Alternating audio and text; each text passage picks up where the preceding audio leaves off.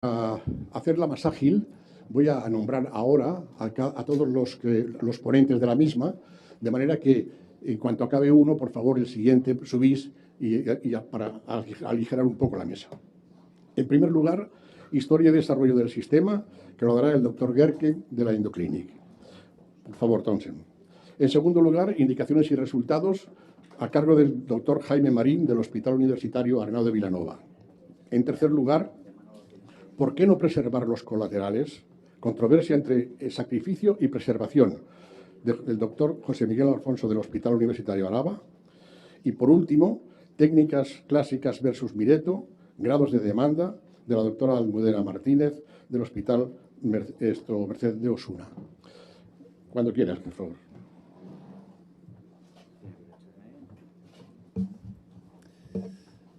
Thank you very much. Muchas gracias.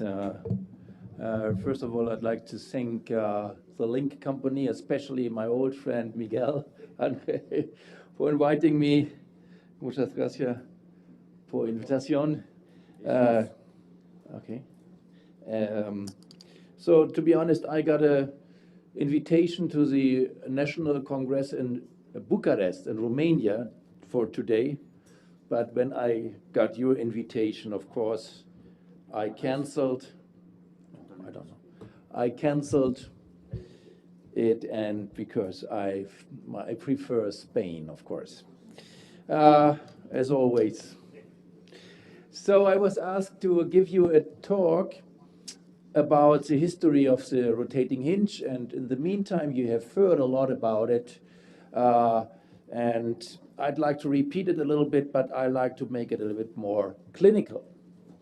So this is a very special patient that I operated 2 days ago.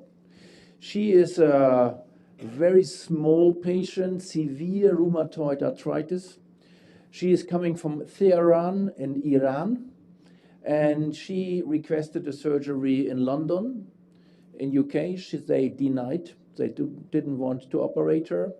Then she asked Jawad Parvizi in Philadelphia, and she said, no, please, Thorsten, do it. So she came to me, and the question is, what can you do in this case? Because it's a quite difficult case, rheumatoid arthritis. The hip looks not really very good. The knee looks awful. And so I was confronted with this case. But it's not only from Iran. You can find severe problems in the knees all over the world. So, for example, this is a guy I operated on in India, 2013, in Bangalore, and if you really want to see difficult cases, then you should go to India.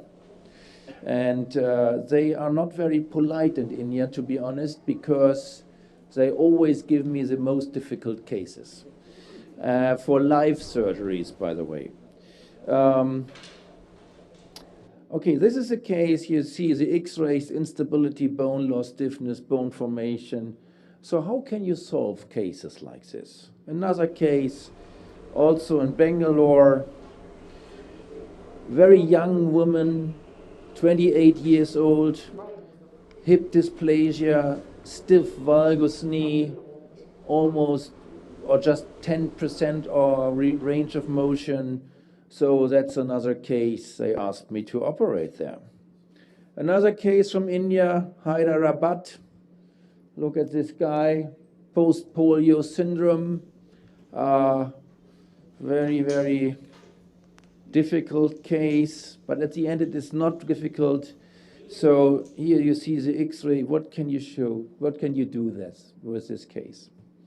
But you don't have to go only to Asia. Even in Latin America, you can find a lot of difficult cases. I did this case in Sao Paulo. You see here, hyperextension, severe laxity. Another case from Sao Paulo, I did this year, severe instability. And this case, for example, I did in Santiago, severe arthritis due to hemophilia in Santiago de Chile, 2008. And you can also go to China and see cases like this where you'd have to find a solution for revisions. And I could give you some more examples of primaries and revisions where it is always very difficult to find a solution.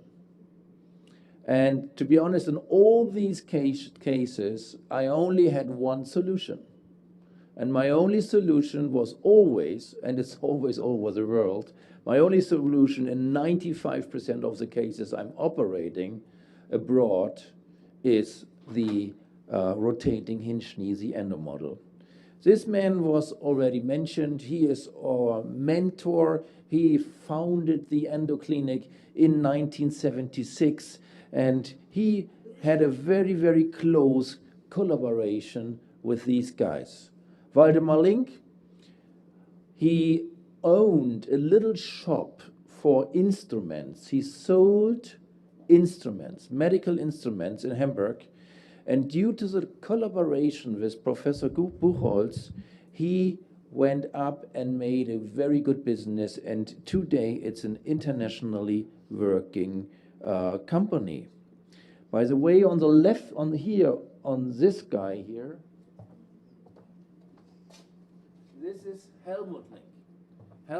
Helmut Link is still the owner of the company, the only owner of the company, together with his daughter.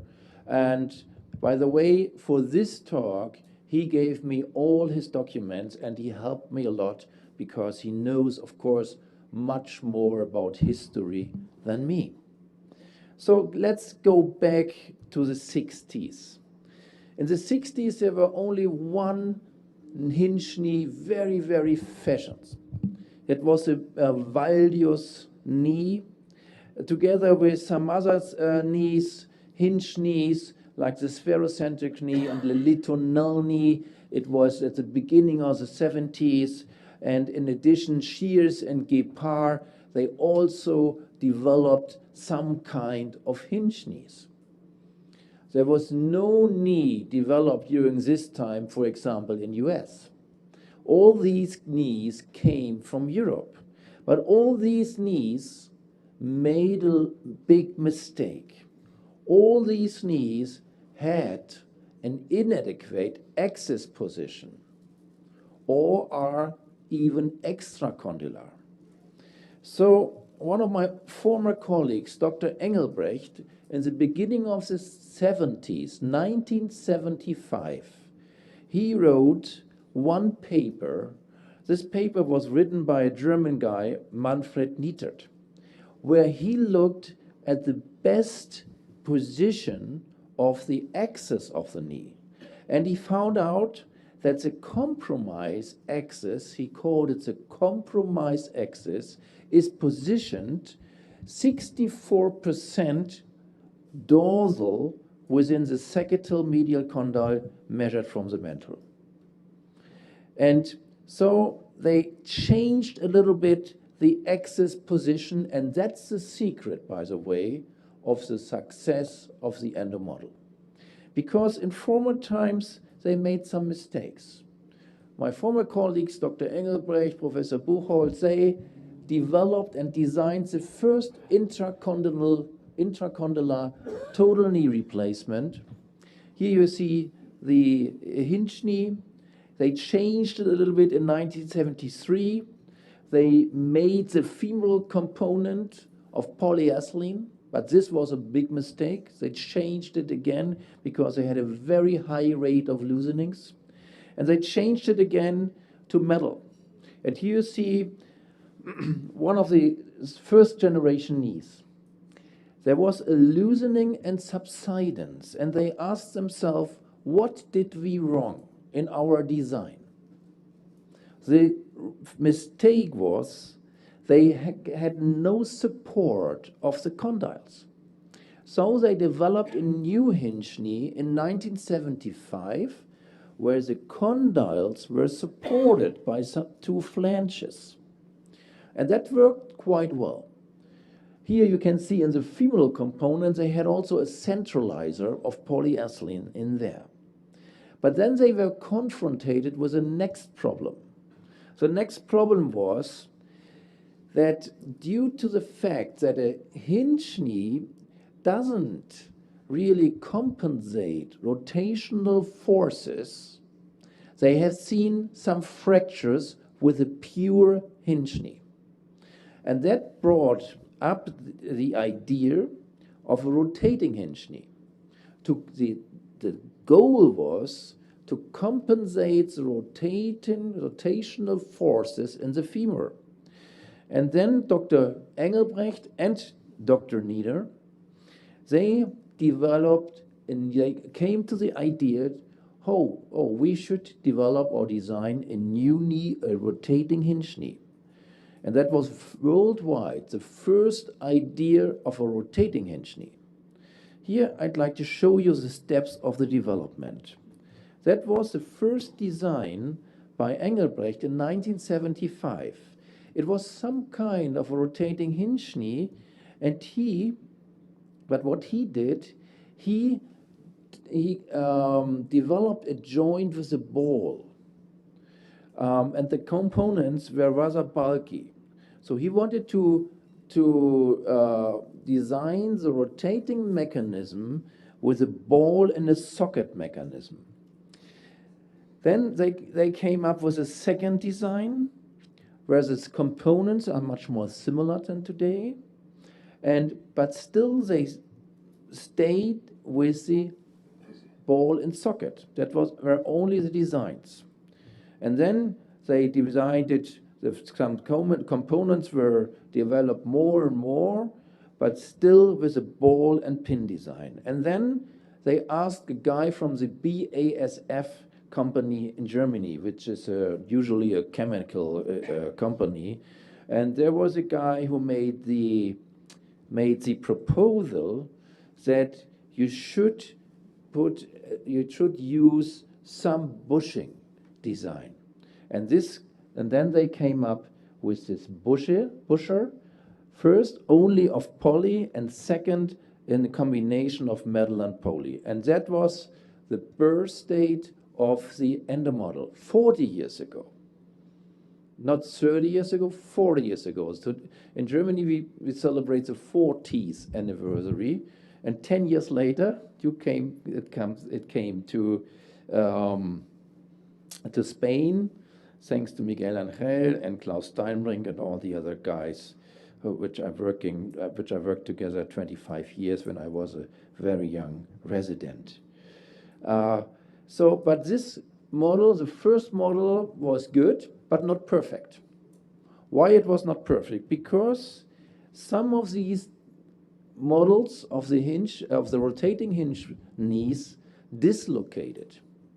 So they were thinking about a new design, an anti-dislocation device. Here you see the drawings of it, and then they came up with the anti-dislocation device in 1985, 34 years ago, 34 years ago. And this is still unchanged. Okay, we have the modular system now, which is a little bit improvement, but it's still the same design. And due to the fact that in some cases we have a complex instability, they designed another Endo-Model, the pure hinge knee, which came out in 1988. And since the beginning, the Endo-Model was the most hinge knee worldwide. Here you see the data from the UK registry, NHS registry, where you see that in 2011, more than 35% were Endo-Models. In Sweden, due to the Swedish registry, even 55% of the hinge knees were and are Endo-Models. What is the literature saying about it? First of all, in primaries. In primaries, here you see a very good follow-up from Greece, 7 to 15 years follow-up with a survival rate of 96%. And then you can go through the literature and you see there are a lot of advantages in for the rotating hinge knees, if you compare it with the CCK designs, for example. This is a paper from Belgium, from the group of Juan Bellemans, who published that the rotating hinge knee, in case, for example, of arthrofibrosis, is significantly better than the CCK knee. And this is a paper, very interesting paper from Faris Haddad's group in London, where they compared the results in revisions, PS design, CCK design, and rotating hinge design, and they came to the conclusion that the rotating hinge group had the highest satisfaction rates, and the overall 10-year survivorship was 96%, with the highest survivorship seen in rotating hinge group, and additionally, the rotating hinge group had the lowest complication rate. So let's go back to my case. I finished with my case from 2 days ago. This little woman from Tehran, very nice woman, very clever. She is leading the biggest scientific laboratory in Iran. And so the solution in this difficult case was quite easy. I implanted a hinge knee. And she went up yesterday, and she is doing quite well. And that's a case. I finished with a case which I haven't solved yet, because this case is from Argentina, a patient with a neurofibromatosis. I never operated neurofibromatosis cases. She is coming from Rosario in Argentina, and she was also denied in London and in New York, and they said, okay, Thorsten has to make it. And that's a difficult case, because the distal part of the femur looks not very well. It's anticonverted, it's open, and if you see, it's a very, very big laxity, hyperextension, and so I will see what we can do here. Here in this case, I discussed this case very intense with Helmut Link, and we came to the conclusion that she needs individual implant, a mega C system, because there's no way to put in a regular hinge knee in this, and we will see. I'm operating this woman in 2 weeks in Buenos Aires with an Endo-Model, of course. Muchas gracias.